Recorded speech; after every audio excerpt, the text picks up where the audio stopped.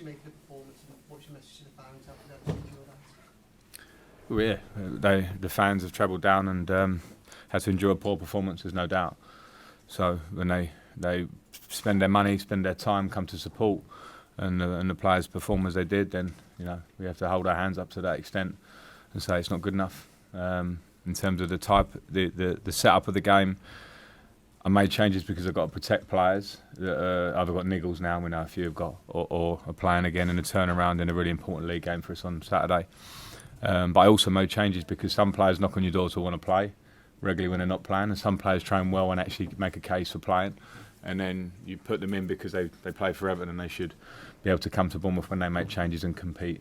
I mean, in my opinion, win the game. Without even going into nitty-gritty details of it, they should be able to because there's a lot of experience in that team, and they didn't do that. So that's as clear as day. And I think the fans saw that. I don't need to bullshit them. What were you most disappointed with?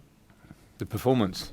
Yeah, the performance. I'm not questioning any lad. I'm not questioning any personality traits here, because even if a lad is not happy that they're not playing and making a really good case to play, or not playing and not training at a level that's really making you want to play them, but then you go, okay, well, you're playing for Everton, come in this game, because most managers at this level will change teams to give people the games during this time and feel the squad's worth and find out yourself how strong the squad is, because as we know how durable it's going to need to be. If we'd have got through this round, we would have had another game in December, maybe 1 or 2, 3 in January.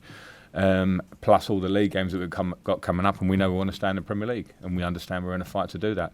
So there are issues why you have to play players from the squad, and they didn't play well enough tonight. Obviously there was a degree of rotation, but you sound like it's still a side that you thought was capable of coming here and winning tonight. Absolutely, there's no doubt about that. But Bournemouth also changed their team, and we can go into details of the game. We should have been winning at half time. They had 1 deflected shot. We had 2 golden chances. It changes the feeling of the game. The second goal is just an incredible goal from our point of view. It can't happen at this level of football. That type of goal, there's no doubt about that. That makes the game difficult. You chase the game, and what happened can happen. And there's another mistake on the 4th goal. So there are individuals that need to look at themselves and go, yeah, I was absolutely culpable there, and hold their hands up, and that affects the whole manner of the game. And generally this season, one thing you'll say about us is we've been defensively sound, defensively resolute. When balls go into the box, you don't get the feeling that teams are going to score. We've been very good at that, and tonight it looked different. I don't think anybody expected them to be involved tonight, but could you translate this on Calvert-Lewin and Anna and Gay after their scans? Anana, we're hoping he'll be fit to train tomorrow or Thursday. Gunnar Gay, a little bit less so, but hopefully could possibly be fit for Thursday and then available for Saturday. Dominic, we're waiting on some more news from the specialist, but I'll be very surprised if he's fit for Saturday, if I'm honest. Does it look long term, Dominic? I don't know yet. Thank you. Frank, does it hurt you to see a performance like that?